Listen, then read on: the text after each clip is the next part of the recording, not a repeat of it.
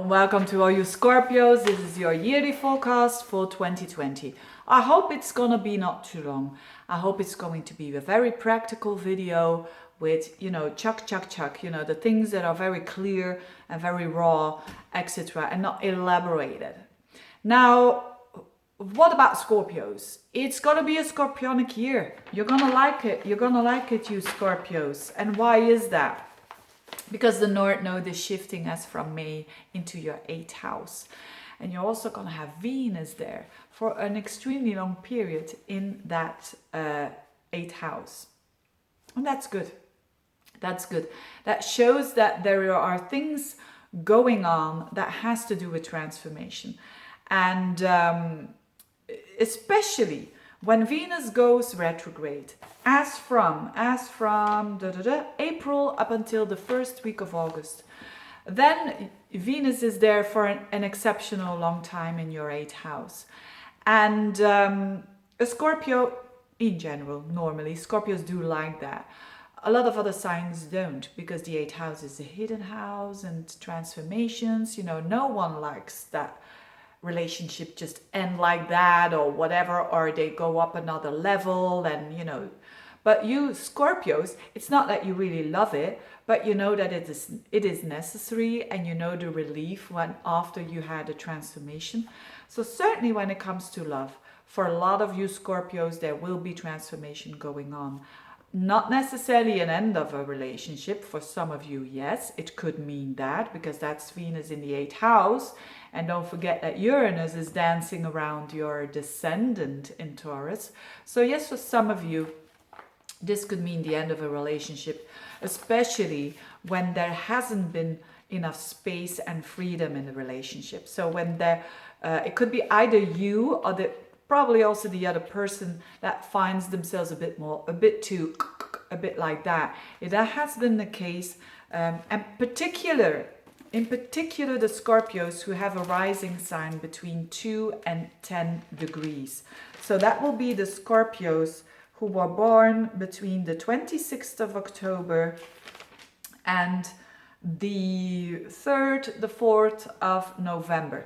Those of you, relationship is really, really highlighted, because there is a demand, so to speak, consciously or unconsciously, of more freedom and more space in the relationship, or just more excitement.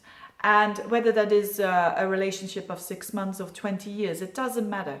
So when it comes to relationships, and you're one of these people who have those degrees, it doesn't have to necessarily say, that's going to be a breakup. No, Uranus means having a bit more excitement there in the relationship, doing things that you've never done before. I've seen a lot of people with Uranus transiting the 7th house, then selling everything and moving to another country and building up a new life, that kind of thing. Or you're like 35 years old and you always said to your spouse, I don't want any children, but now, hey, we're going for a child. Doing something drastic that is for you drastic, not maybe for another person, but that is quite a shift for you. That is good. When you are in a relationship and you want to you think that relationship has more pluses than minuses, then you go after initiating change yourself instead of waiting, and doing things like that you've never done before, because this shows a need of yours. Notwithstanding the fact Scorpios are very committed, so it's the most committed sign, especially when you have your Venus in Scorpio as well. But here it shows, let's shift this a little bit. When you are single, this can mean a new person comes into your life in 2020. For sure, those of you who have planets there that I just mentioned around those degrees. And with that Venus and the North Node conjuncting the first week of August, wow, this could be very faithful-like, again, something that Scorpios do like. But in the 8th house, so it could mean that in the beginning, the relationship can't be in the open, or there's a bit of a hidden aspect to it. Whatever it is, make sure that you hold your integrity, and because you want to, you want rawness, but you also want that authenticity, you dear Scorpios. So yes, on a relationship level, for most of you, it will be quite exciting, and that's good. That's good. Another level is work. Another level is work that is also highlighted, work and health, because your sixth house is activated for a tremendous long time. From July up until December, your ruler, our ancient ruler Mars, will be there in Aries for like 6 months. That's a crazy long time. But when your ruler is there for such a long time, it means that it's not a bad thing. You know, in my humble opinion, retrogrades are good things, but when you take it slow. So for you, if you're someone who wants to change work, it's great. And you're gonna have some frustrations there every now and then, because it does square up with a stellium with Saturn and Pluto there in your third house of communication. So yes, communication and the way that you think is important, Scorpio. You have a lot of power in your thoughts, and use the positivity with Jupiter is the whole year in your third house. Because that you want, thoughts make your reality for sure for the Scorpio. And but make sure it's positive thoughts. And you can change work for sure, but take your time. You could have that work demands a little bit more of your energy. That could be happening for you. Also health, because the sixth house is also health. So when there is a problem with your health, when you would have a problem with your health, know that Mars in the sixth is very good to battle the problem, and especially in Aries. So there could be a health issue. When you have a health issue, you have the time here to battle that, with Mars being so long in your sixth house. Again, with a bit of frustration there every now and then, but stay positive in the mind, and that's gonna help you.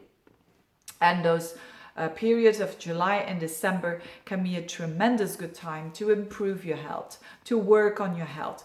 Maybe it's just the discipline that you want to have for like going 3 times a week to the gym, or to the fitness, or to something that you love to do. But it's in Aries, so it's not something like, doing a bit of meditation or yoga there.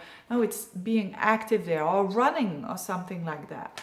If you want to pick that up, it's definitely a good time to do that in 2020 with all that energy there. So you're going to be working hard.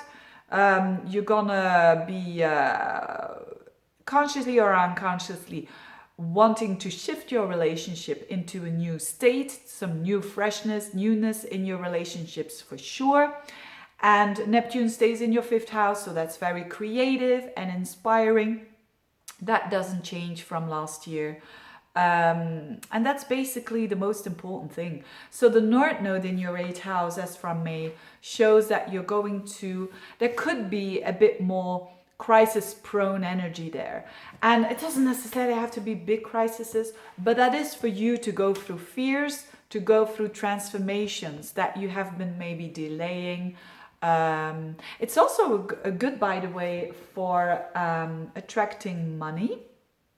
Having Venus there in the 8th house for so long. So around that time that I just said, that Venus is retrograde, April and August, it's a good time to go for a loan or to investigate that. It's also a good time to get presents from people. I mean, materially, or people that are giving their time and attention to you. Which is great, You will have the depths of the Scorpio, but also the lightness of the Gemini energy, which is pretty good indeed.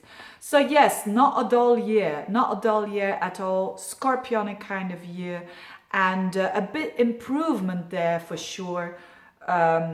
With communications and with your thinking processes, because that might have been a bit too rigid lately in the past, and that's about to change. A more positive outlook on life, which is the 3rd house. So having said that, thank you so much for your time and for watching, and if you want to really get in touch, and have a splendid 2020.